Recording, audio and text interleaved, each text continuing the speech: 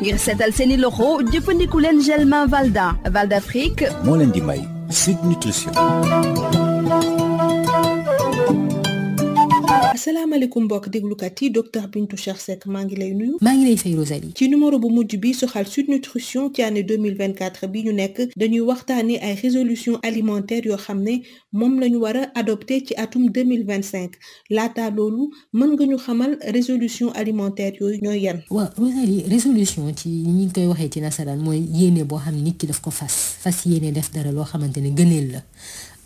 te nag yéene yi ñuy fas en général ñi bu at bi di tàmbali mooy ci wàllu liggéey wala wàllu suñu famille wala wàllu social et cetera waaye nag ci lépp lu ñu mën a fas yéene bu ñu mënti am yéene wérgu yaram mooy yéene bi gën a kawe mooy bi ëpp solo te nag ku bëgg a wérgu yaram il faut nga sellal li ngay lekk loolu moom duñ ci juuyoo.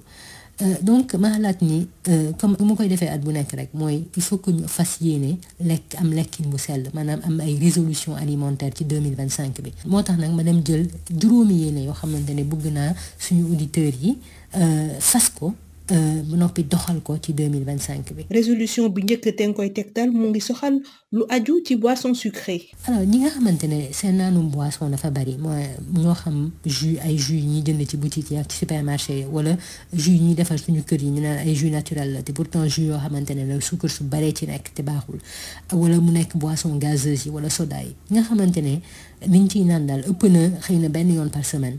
ñooñu li ma leen di tegtal mooy ñu wàññi ko bu baax a baax mais nag wàññi bi pour fas yéene wàññi ko mooy bañ koo amati ci kër gi maanaam frigidaire bi wala feneen buñ fa denc ay boisson bu ñu defar ay boisson di ko fa denc ndaxte gis nañu ni bu fekkee ni li ñu bëgg a wàññi wala li ñu bëgg a bàyyi gisuñu ko dinañu dimbali torop ci bàyyi ko donc boisson yi bu mu nekk ci kër gi wala sax am na ñoo xam ne seen bureau lay nekk buñ ko jëndati di ko denc foo xamante ne dañ koy gis su ko defee loolu dinañ dimbali bu baax a baax ñu wàññi seen naanum boisson. du coup wax ñu ci résolution bi soxal suñu consommation ndox. waaw ndox nag moom mooy ni suñu yaram soxlawul boisson noonu la soxlawee ndox maanaam boobu boisson kese nag boobu lu ñuy naan kese la soxla maanaam c'est la seule boisson indispensable sénégalais ñu bari dañuy manqué ndox maanaam dañu déshydraté mais duñ ci xam dara te loolu day wàññi lu bari ci ñoom te duñu sax xam ne ni ñàkkum ndox mi moo koy indi bu fekkee ni da ngeen di xool seen saw bi jaune loolu mooy firnde ni da ngeen ñàkk ndox bu boobaa li ñuy def ñi may tegtal résolution bi wala yéene bi ñuy fas mooy ñuy jël benn bouteille wala gourde boo xamante ne genn wàllu litre lay def ñu feesal ko ndox war ko naan 3 yoon ci bés bi. benn bouteille bi njëkk dañ koy naan par tuuti lu ko dalee 8h ba midi bu jeexee midi ñu daal di ko feccali naan boobu bouteille lu ko dalee midi ba 5h feccaliwaat ko naan boobu ñetteeli bouteille bi lu ko dalee 5h ba heure bi ñu tëddi te mu nekk benn litre genn wàll ci bés bi waaye nag bu fekkee ni saw bi mi ngi jaune ba léegi dañu war a rek yokk genn wàll litre boobu ñu yokk ko tuuti mu nekk xëy na 600 millilitres wala 700 millilitres ñetti yoon ci bés bi su ko defee ba nga xamante ne dañuy gis ni saw bi leer na bu boobaa ñu xam ne ndox mi doy na nag ndox mi ñuy jox suñu yaram doy na. résolution bi ci topp soxal wàllu fruit. Rosalie am na benn enquête boo xamante ne wane na ni téeméeri sénégalais boo jël.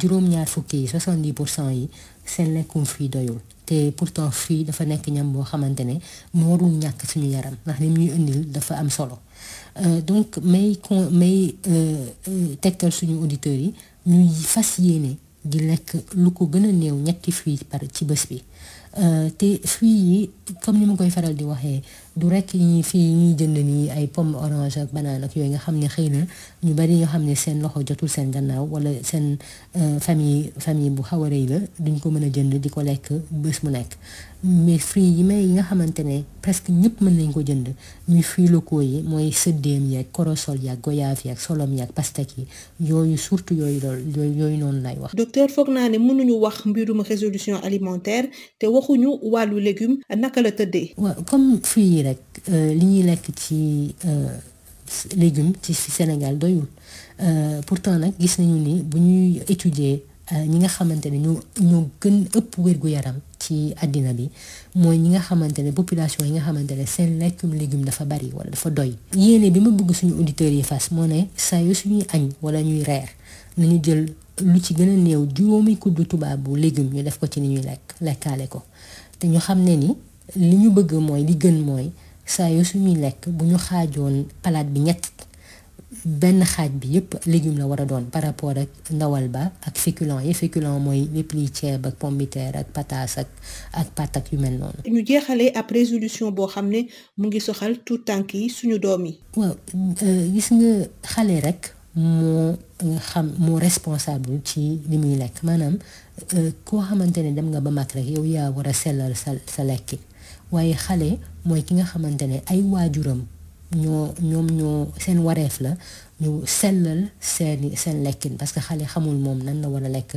ba am wér gu yaram donc li ma bëggoon wax waajur yi ñuy déglu nga xamante ne seen doom yi ay xale lañu nañu fas yéene lu ko dalee tey bépp goûter bu ñu leen doon jënd loo xam ne c'est industriel ñoo xam ay bonbon la ay tàngal ay chips ay chocolat ay jus ñu bàyyi ko ñu remplacer goûter yooyu ak ay goûter naturel yoo xamante ne daf lay day tax seen doom yi màgg bi ñu war a màgg ñoo xam mburu la te mburu moom lu ne mën nañ ko ci def mën nañ ci def fromage mën nañ ci def thon mën nañ ci def nen wala caakri wala fondé nga xam ne mën nañ ci dolli meew wala soow ñoo xam nag cereeg meew la wala yaourt wala fruit yooyu mooy goûter yi nga xamante ne moo am solo ngir suñu doom yi am wér gu yaram. jërëjëf docteur ma lay ñaanal ak auditeurs yëpp une excellente année 2025. waaw maa ngi lay fay Rosalie di la jaajëfal di la yow tam ma lay souhaiter une bonne année évidemment di souhaiter suñu auditeurs yi nga xam ne saa su nekk ñuy déglu di ñu soutenir di ñu laaj seen laaj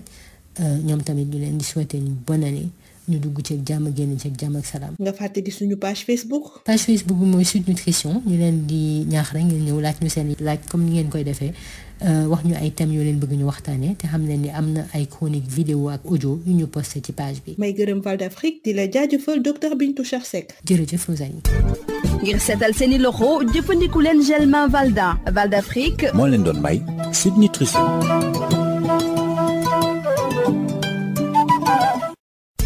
Le gel main Valda, efficace sur 99% des microbes. Val d'Afrique vous offre Sud Nutrition. Bonjour chers auditeurs, docteur Bintou Cheikh Seck, bonjour. Bonjour Rosalie. Docteur, pour ce dernier numéro de Sud Nutrition de l'année 2024, vous allez nous parler des résolutions alimentaires que nous devrions adopter pour l'année 2025. Mais d'abord, expliquez-nous ce que sont ces résolutions alimentaires. Eh bien, une résolution, c'est une décision ferme d'accomplir ou plus précisément d'améliorer quelque chose, que ce soit dans le domaine professionnel, le domaine social, familial, etc. On n'en disconviendra pas, une bonne santé est la priorité des priorités, Rosalie. Et puisqu'une bonne santé passe forcément par une bonne alimentation, il est primordial de se fixer des résolutions alimentaires. C'est-à-dire, que faire pour concrètement améliorer son alimentation en 2025. Alors, dans cette chronique, moi, je propose 5 résolutions concrètes à nos auditeurs. À eux de choisir celles qui s'appliquent à eux et de les mettre en œuvre. La première résolution que vous proposez concerne la consommation de boissons sucrées. Bien, pour ceux qui consomment les boissons sucrées plusieurs fois par semaine, que ce soit les jus de fruits industriels, les jus locaux, les sodas, etc., je conseille de commencer à se sevrer de cet excès de sucre qui perturbe l'organisme en évitant de stocker ces boissons à la maison. La tentation d'en boire est sensiblement réduite lorsqu'on ne les a pas à disposition. La consommation de ces boissons-là doit être vraiment occasionnelle. Du coup, parlez-nous de la résolution concernant la consommation d'eau. Bien, l'eau est la seule boisson indispensable. Et beaucoup de Sénégalais souffrent de déshydratation, c'est-à-dire de manque d'eau, sans le savoir, et ça entraîne des dysfonctionnements qu'ils ne soupçonnent même pas. Si vos urines sont régulièrement de couleur jaune, c'est que vous êtes déshydraté. Alors que faire? Je vous conseille de prendre une bouteille ou une gourde de 500 ml et vous prenez la résolution de la remplir d'eau et de la boire au moins 3 fois par jour. C'est-à-dire, la première bouteille, on doit la boire par gorgée entre 8h et midi. Ensuite, on la remplit et on boit cette deuxième bouteille entre midi et 17h, pas toujours par gorgée. Et enfin, on la remplit une troisième fois et on va boire la troisième bouteille entre 17h et le coucher. Et on observe toujours la couleur des urines. Et si elle reste jaune, eh bien, il faut simplement augmenter le volume par intervalle de temps. La résolution suivante concerne les fruits. Rosalie, il y a une enquête nationale il y a quelques années qui a révélé que près de 70% des Sénégalais ne consomment pas assez de fruits et pourtant les fruits sont des aliments indispensables pour une bonne santé. Alors je conseille de prendre la résolution de consommer au moins 3 portions de fruits entiers par jour, y compris nos fruits locaux et forestiers. J'insiste là-dessus parce que presque tout le monde a accès à ces fruits-là, que ce soit les sedem, le corosol, la goyave, le solum, la pastèque, etc. Docteur, je pense qu'on ne peut pas parler de résolution alimentaire sans mentionner les légumes. Qu'en est-il? Mais tout comme les fruits, nous mangeons très peu de légumes au Sénégal et pourtant, les populations qui se portent le mieux dans le monde sont celles qui consomment le plus de légumes. Alors j'invite nos auditeurs à prendre la résolution d'ajouter à partir de maintenant à tous les déjeuners et à tous les dîners 5 cuillères à soupe de légumes, en sachant que l'objectif final est de manger au moins autant de légumes que de féculents, que de viande à tous les repas, c'est-à-dire au moins un tiers d'assiette. Et on termine par une résolution qui concerne nos enfants. Mais vous savez, Rosalie, seuls les enfants ne sont pas responsables de la qualité de leur alimentation. Ce sont leurs parents qui ont la responsabilité de les nourrir sainement. Alors je propose aux parents qui nous écoutent, de jeunes enfants, de prendre la résolution d'éliminer dès maintenant tous les goûters industriels qu'ils ont l'habitude d'acheter, que ce soit les biscuits, les chips, les chocolats, les jus de fruits, et de les remplacer par des goûters naturels qui vont contribuer à la croissance de leurs enfants, c'est-à-dire du pain auquel on peut ajouter du fromage, du thon, des œufs, nos bouillies de céréales, soit le tchakri, le fondé, auquel on peut ajouter du lait caillé, du yaourt, les fruits, etc. Encore une fois, des goûters naturels qui vont contribuer à la bonne croissance de nos enfants. Je vous remercie, docteur. Je vous souhaite à vous et à nos fidèles auditeurs une excellente année 2025. Je vous remercie, Rosalie, et je vous souhaite une très bonne année. Et bien sûr une excellente année à nos auditeurs. Vous nous rappelez la page Facebook? La page Facebook, c'est Sud Nutrition. Nous vous invitons à venir nous poser vos questions, nous suggérer des thèmes. Et sachez qu'il y a des chroniques vidéo et audio qui sont postées sur la page. Merci à Val d'Afrique et à vous, Dr Bintou Chersek. Je vous remercie, Rosalie. Le gel main Valda, efficace sur 99% des microbes. Val d'Afrique vous a offert Sud Nutrition.